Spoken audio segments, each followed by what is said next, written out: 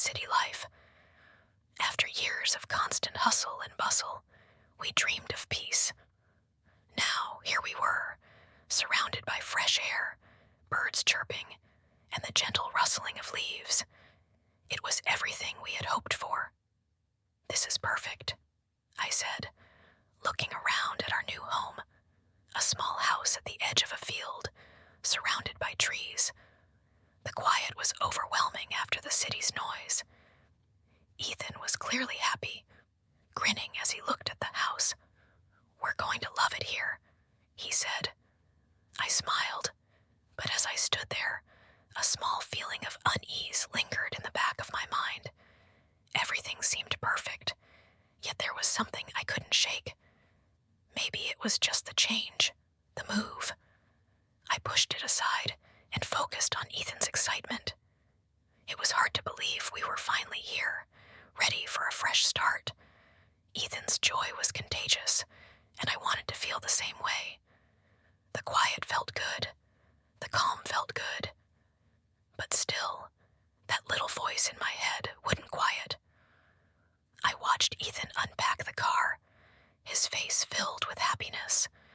For now, everything seemed perfect. But a small part of me wondered if there was something more to this place, something I couldn't see yet. Maybe I was just overthinking. For now, though, I chose to push the feeling aside. This was our new beginning, and I was determined to make it work. As we unpacked the last of our boxes, we were greeted by the sound of footsteps crunching on the gravel driveway. I turned to see a couple walking toward us, smiling warmly. Ethan's face lit up with recognition. "This must be Claire and James," Ethan said, his voice friendly. I hadn't met them yet, but I had heard a lot about the neighbors from Ethan's work. Claire and James had been living in Serenity Ridge for years and were apparently quite popular. Claire was the first to step forward. She had a bright smile and long curly hair, wearing a colorful summer dress that made her look like she belonged in a magazine. "Hi there," she said, extending her hand. "You must be Monica, and this is Ethan, right? We've been so excited to meet you two. Welcome to the neighborhood." James, her husband, stood beside her, a little quieter but equally welcoming. "It's so nice to have new neighbors," he said, offering a warm handshake. I smiled and shook their hands, trying to hide the little discomfort creeping inside. It wasn't anything specific about them, but the warmth in Claire's greeting felt a little much. Her enthusiasm was so infectious, almost like she was trying a little too hard to make us feel at home, but maybe that was just her way of being kind. Claire kept talking, not seeming to notice the hesitation in my expression. She directed all her attention toward Ethan, asking him about his work and the move. "You two must be thrilled to have a fresh start here," she said, her tone almost too chipper. There was a certain energy about her that made me feel a little out of place, like she was used to being the center of attention. As Claire moved closer to Ethan, her hand brushed against his arm for just a moment longer than necessary. I tried to ignore it, reminding myself that it was probably nothing. Claire was just being friendly, right? But still, something about the gesture didn't sit quite right with me. I couldn't put my finger on it, so I pushed the feeling aside. James seemed a little more reserved, but there was still a kind, inviting air about him. He mentioned that they were having a barbecue next weekend and invited us to join. "You'll get to meet the rest of the neighbors," he said with a smile. As the conversation continued, I found myself distracted by Claire's constant attention toward Ethan. Her voice was just a little too sugary, and her eyes lingered on him for a moment too long. I tried to remind myself that I was being paranoid, that nothing was wrong. They were just being friendly, right? But for some reason, I couldn't shake the feeling that something wasn't quite right about their warm hospitality. The barbecue was everything I had hoped for when we first decided to move to Serenity Ridge. The air was warm and pleasant, and the sun was starting to set, giving everything a soft, golden glow. The smell of grilled meat mixed with the fresh scent of trees, making the whole neighborhood feel peaceful and inviting. It was exactly what I needed after all the chaos of city life. James was grilling burgers and skewers, talking and laughing with everyone around him. Claire, on the other hand, was making sure everyone had a drink and felt included. She moved around the yard, chatting with everyone, her smile wide, always making people feel welcome. It was the kind of evening where everyone seemed to know each other, and the whole neighborhood felt like one big family. The food was amazing. There were juicy burgers, grilled veggies, and so many side dishes. People were laughing, kids were running around, and the whole evening had that easy, relaxed vibe I'd been looking for. Ethan and I were standing near the grill, talking to the neighbors, but I couldn't shake the feeling that something wasn't quite right. It was Claire. She was giving Ethan way too much attention. At first, it was little things. A light touch on his arm when she handed him a drink, standing too close to him while she listened to his stories. Then, it was the way she laughed at his jokes, maybe a little too loud. Every time I glanced over, it felt like she was just a little too interested in him. I couldn't explain it, but something in my gut told me it wasn't just friendly behavior. I tried to tell myself it was nothing, that maybe I was overthinking things. But Claire was making direct eye contact with Ethan, and every time she touched him, it made me feel uneasy. I couldn't help but notice how her eyes seemed to linger on him a little longer than normal. I didn't know if I was being paranoid, but I couldn't ignore the feeling building inside me. Ethan didn't seem to notice at all. He was laughing and having a great time, not seeing what I was seeing. He was so relaxed, enjoying the evening like everything was perfect. He looked at me a few times, smiling, and it made me question if I was just imagining things. I wanted to believe that I was just being overly sensitive, that it was all innocent. But every time Claire laughed too hard at Ethan's jokes or touched his arm, it made my stomach tighten with discomfort. I started to wonder, was I just being paranoid? Or was something off here? I wanted to trust Ethan, to believe it was all nothing. But I couldn't shake the feeling that something wasn't quite right. Claire's visits started as small, innocent gestures. The first time she came over, it was to borrow sugar. I ran out while baking cookies, she said, flashing her bright smile. I thought nothing of it. Everyone borrows a little something from their neighbors, right? But soon, it became a pattern. One day, she needed help with her garden. Ethan, you're so good with plants. Could you give me some tips? Another day, she stopped by with freshly baked cookies, claiming it was a thank you for the sugar, though it felt more like an excuse to stay and chat. I noticed how she always seemed to visit when Ethan was home. If he wasn't, she'd linger for a moment, looking disappointed before leaving with a breezy, "Tell Ethan I stopped by." At first, Ethan didn't think anything of it. He was his usual friendly self, helping Claire with her gardening questions, chatting with her about the neighborhood, and even fixing her garden gate when she mentioned it was loose. "She's just being neighborly," he'd say with a shrug whenever I brought it up. But her visits grew more frequent. It wasn't just the occasional favor anymore. She was stopping by almost every day. Sometimes she'd stay for hours, sitting in our kitchen and chatting away, her laughter ringing through the house. I tried to convince myself that I was reading too much into it. Maybe she was just lonely. Maybe this was normal for a tight-knit community. But I couldn't ignore how she looked at Ethan. It wasn't the way a neighbor should look at someone else's husband. I started watching more closely. The way her hand would linger on his arm when she laughed.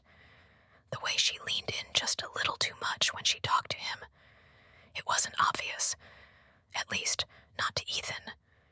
But to me, it was undeniable. When I mentioned it to Ethan, he brushed it off.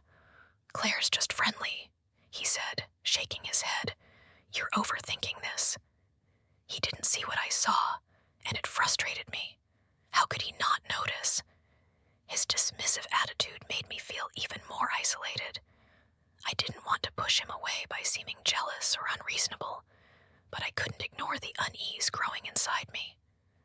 I started to feel like I was the only one seeing the cracks in our so-called perfect life in Serenity Ridge. I didn't know what to do. Confronting Claire felt too dramatic, and Ethan didn't seem to think there was a problem.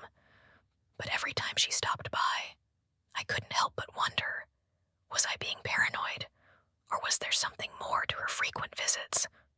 It was a small thing, really, these visits, but they felt like seeds being planted, slowly growing into something bigger. And the more I thought about it, the more I felt like our peaceful life wasn't as perfect as I had hoped.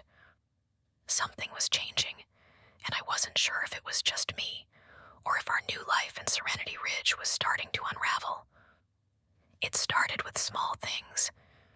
Ethan would step out after dinner, saying Claire and James needed help with something around their house. "I'll just be a few minutes," he'd assure me.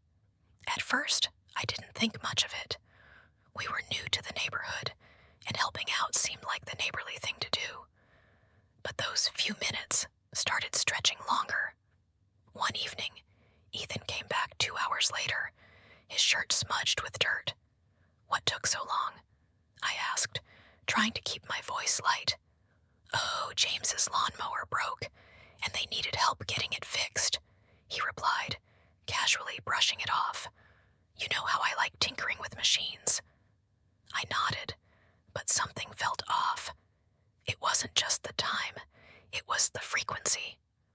Almost every other night, it seemed like Claire or James had some new issue that required Ethan's help. A leaky faucet, a stubborn garage door, a flickering porch light, problems that always needed solving at odd hours. One evening, I sat by the window and watched as Ethan walked across the yard toward their house. The porch light illuminated Claire as she stepped out to greet him. She leaned against the doorway, her figure silhouetted by the warm glow, and gave Ethan a smile that lingered just a little too long. When he returned later that night, I tried to talk to him. "Ethan, don't you think it's strange how often they need your help?" I asked, my tone careful but firm. He laughed softly, shaking his head. "They're just not very handy, Monica. James has 2 left feet when it comes to fixing things. I don't mind helping." "But it's every night," I pressed. "Don't you think it's a bit much?" Ethan sighed, his smile fading. "They're our friends, Monica. We're part of this community now. Isn't this what we wanted? A place where people look out for each other." His words stung. It wasn't what he said, but how he said it, as if I were the one being unreasonable. I didn't want to argue, so I let it drop, but the unease didn't go away. As the nights went on, my frustration grew. It wasn't just about Claire anymore. It was about Ethan and how distant he was becoming. He seemed more at ease at their house than in our own. The rare evenings he spent at home, he was distracted, his attention elsewhere. One night, I decided to confront him again. "Ethan, this isn't just about helping out anymore," I said, my voice wavering. "You're spending more time with them than with me." He looked at me, confused. "What are you talking about?" "I'm just trying to be a good neighbor." "But at what cost?" I asked, my frustration boiling over. "I feel like I'm losing you, Ethan. Every time you go over there, I feel like I'm being left behind." He rubbed his temples, clearly exasperated. "Monica, you're overthinking this. Claire and James are good people. They've been nothing but kind to us.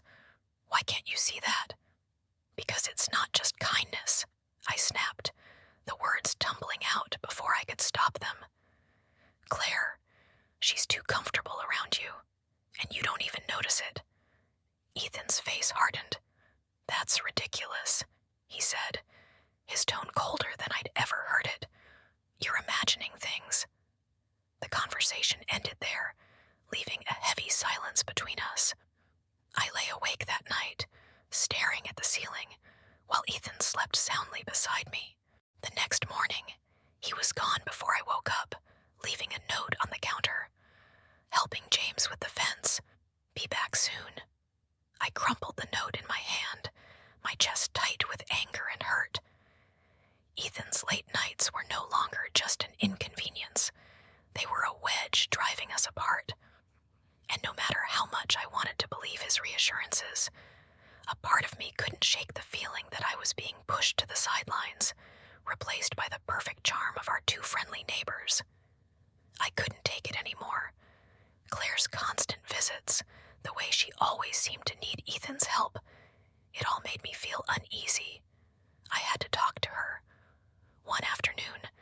decided to go to her house. My hands were sweaty, and my heart was beating fast as I walked across the yard. I knocked on her door, and she answered almost immediately, smiling brightly. "Monica, what a nice surprise," she said, stepping aside to let me in.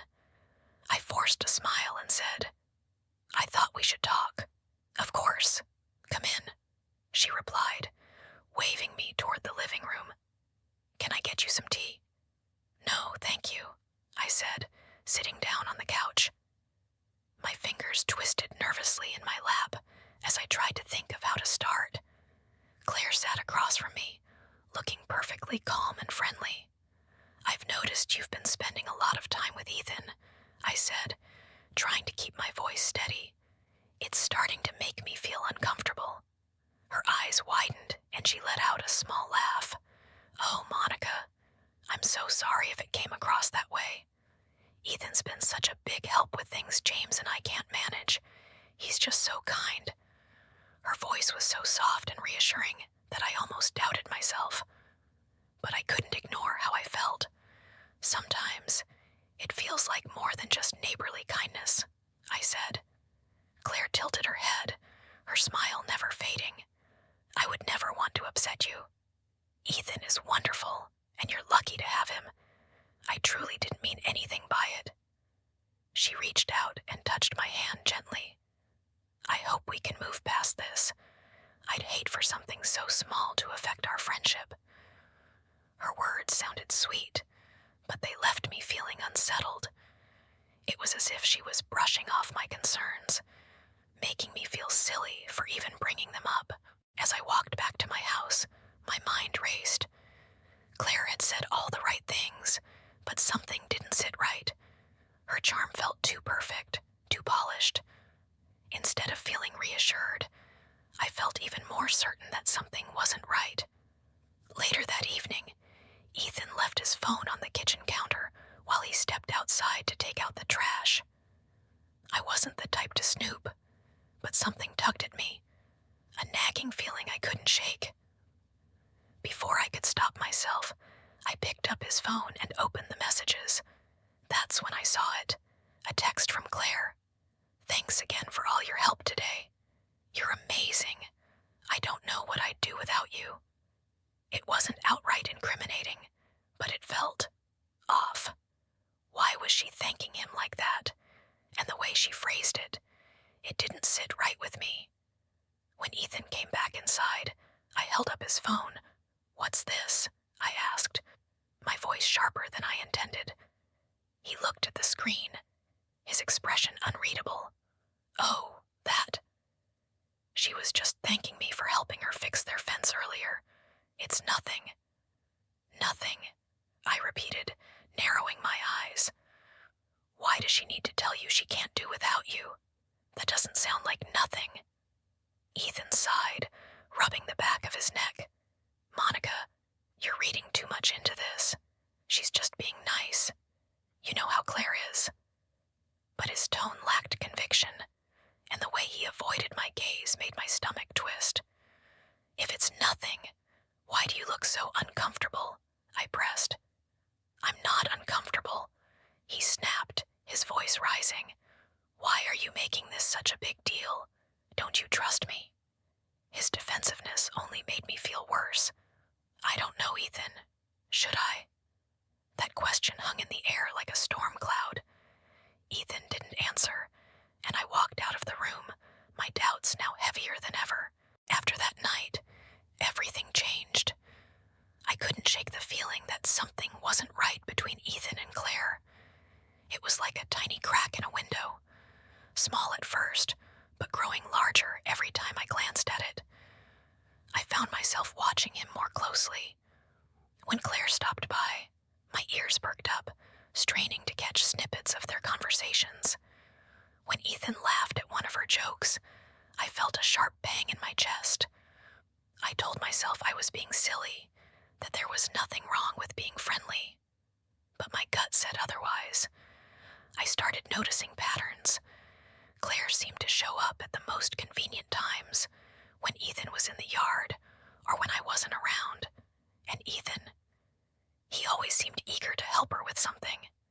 Fixing her garden gate, moving some furniture, giving her advice about her car. Every interaction felt harmless in isolation, but together, they painted a picture I didn't want to see. My thoughts became consumed by the idea that something might be happening. At night, as Ethan slept beside me, I lay awake imagining scenarios. Was he sneaking off to see her? Were they exchanging more texts that I hadn't seen? The worst part was, I didn't have any concrete proof, just the gnawing suspicion eating away at me. The isolation was unbearable. I couldn't talk to Ethan. He'd already dismissed my concerns. And there was no one else I trusted enough to share this with. The neighbors all seemed enamored with Claire, always commenting on how kind and thoughtful she was. If I said anything, I'd look like the crazy, jealous wife. As the days passed, I found myself pulling away from Ethan. I stopped making our morning coffee, skipped the small chats we used to have during dinner, and barely looked at him when he talked about his day. He noticed, of course, and asked me what was wrong. Nothing, I said every time, forcing a smile. But inside, I was screaming. The distance between us grew. Our once cozy home now felt cold and unfamiliar. Every time Ethan smiled at me, I questioned whether it was genuine. Every time Claire waved from across the yard, I felt my blood boil. I hated feeling this way, trapped between suspicion and guilt. I knew I needed answers, but I didn't know how to get them. The more I tried to ignore the nagging thoughts, the louder they became. It was as though my entire world was slowly unraveling, and I had no way to stop it. It happened on an otherwise quiet afternoon. I was tending to the flowers near the kitchen window when I heard their voices drifting through the open air. Claire and Ethan were in her garden, chatting as they worked on trimming the bushes. At first, it seemed harmless. Claire talking about the weather, Ethan laughing at something she said. But then, her tone shifted. "You're such a lifesaver, Ethan," Claire said, her voice smooth and overly sweet. "I don't know what I'd do without you around." I froze, my hand gripping the gardening spade. "Oh, it's nothing," Ethan replied casually. "Happy to help." "You know," Claire continued, her tone almost playful, "James would never be this thoughtful. You're one of a kind." Something inside me snapped. My heart pounded as the words echoed in my head. It wasn't what she said exactly. It was how she said it. I couldn't take it anymore. Before I even realized what I was doing, I marched outside. My voice trembled, but it was loud enough to stop their conversation cold. "Claire," I said sharply, "we need to talk. Right now." They both turned to look at me, surprise etched across their faces. Ethan's expression quickly morphed into concern, but Claire, she had that same infuriatingly calm smile. "What's wrong, Monica?" she asked, as if she didn't already know. "What's wrong?" I repeated, my voice shaking. "You've been crossing the line for weeks now, flirting, stopping by for no reason, constantly needing Ethan's help. Do you think I don't notice? Do you think I'm blind?" Claire's smile faltered, and she took a small step back. "Monica, I didn't mean—" "No," I interrupted, my anger boiling over. "You knew exactly what you were doing. And Ethan—" I turned to him, my voice breaking. "How could you not see this? How could you let this go on?" Ethan looked stunned, his face pale. "Monica, do you have any idea how humiliating this has been for me? To feel like I'm losing you, right in front of my eyes." The silence was deafening. Claire's confident demeanor was gone, replaced by unease. "I'm sorry," Claire said quietly. "I didn't mean to cause any harm." I didn't want to hear it. I couldn't even look at her. Ethan stepped forward, his voice soft. "Monica, I swear, I didn't realize. I never meant to hurt you. I was just trying to be neighborly." "Neighborly?" I laughed bitterly.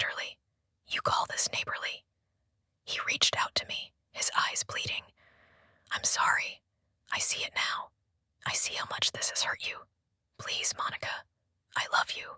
I don't want to lose us." His words hit me like a wave, and I felt tears streaming down my face. For the first time, I saw the guilt in his eyes, the realization of how blind he had been to my pain. Claire mumbled another apology and quickly excused herself, retreating into her house. Ethan and I stood there, the tension thick in the air. But for the first time in weeks, I felt like we were on the same side again. "I'm sorry," he repeated, pulling me into his arms. "I've been a fool. I'll do whatever it takes to make this right." And for the first time, I allowed myself to believe that maybe we could fix what had been broken. My name is Monica, and for the first time in weeks, I felt like there was a glimmer of hope. After the storm of emotions, the accusations, and the tears, Ethan and I finally sat down to talk. Not just talk, but really listen to each other. "I never wanted to hurt you, Monica," Ethan said, his voice heavy with regret. "I should have noticed how all of this was affecting you. I didn't handle things right, and I'm sorry." Hearing those words helped, but I wasn't ready to let go of my doubts so easily. "I need more than words, Ethan. I need to feel secure. We can't keep going like this," I replied, my voice trembling. We both agreed to set boundaries, not just for Claire, but for anyone who might come between us in the future. Ethan promised to limit his interactions with Claire, keeping things strictly neighborly. I agreed to communicate my concerns instead of letting them eat away at me. "Let's rebuild this together," Ethan said, taking my hands in his. His sincerity brought a warmth I hadn't felt in weeks. I nodded, knowing that trust wouldn't come back overnight, but this was a start.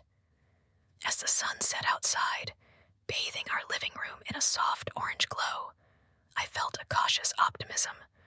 We didn't have all the answers, but we had each other, and that was enough to begin again.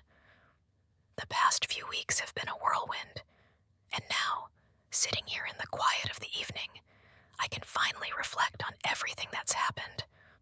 Serenity Ridge, the place we moved to for peace and simplicity, was supposed to be a fresh start for us, a new chapter.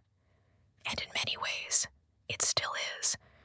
But it's also been a place of learning, of confronting uncomfortable truths, and ultimately, of growth.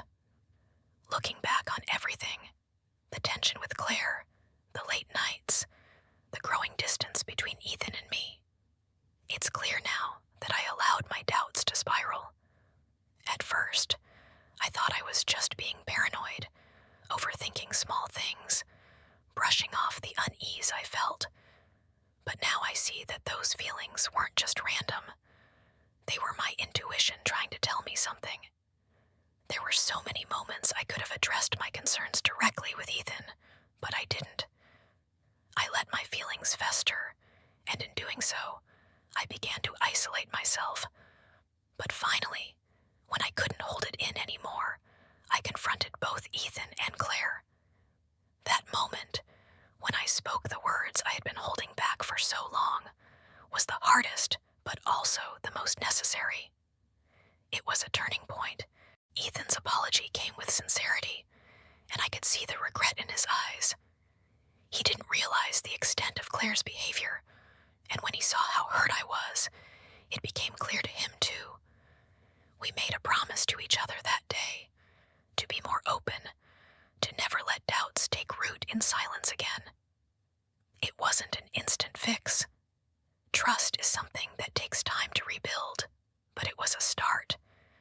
The tension between us has eased, and Serenity Ridge, for the first time in a long time, feels like the peaceful haven we envisioned. Claire and James have kept their distance, and while I don't think we'll ever be close, there's a calm now. I'm learning to trust again, both in Ethan and in myself. The storm has passed, and the calm after it is almost surreal. But in this piece, I've learned something important about myself, that I need to listen to my instincts, not just when it's easy, but when it's hard. Trust isn't just about believing in the other person. It's about believing in your own judgment too. If I could share one thing from all of this, it would be to never ignore your feelings in a relationship. Don't brush them off as silly or unfounded.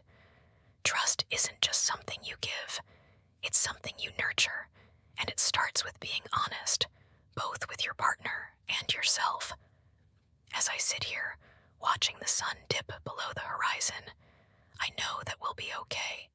Not perfect, but okay. And for now, that's enough. Have you ever faced a situation where trust was put to the test in your relationship? How did you handle it? Share your thoughts in the comments below, and don't forget to subscribe for more personal stories and advice on relationships, trust, and communication. Let's talk and learn from each other's experiences.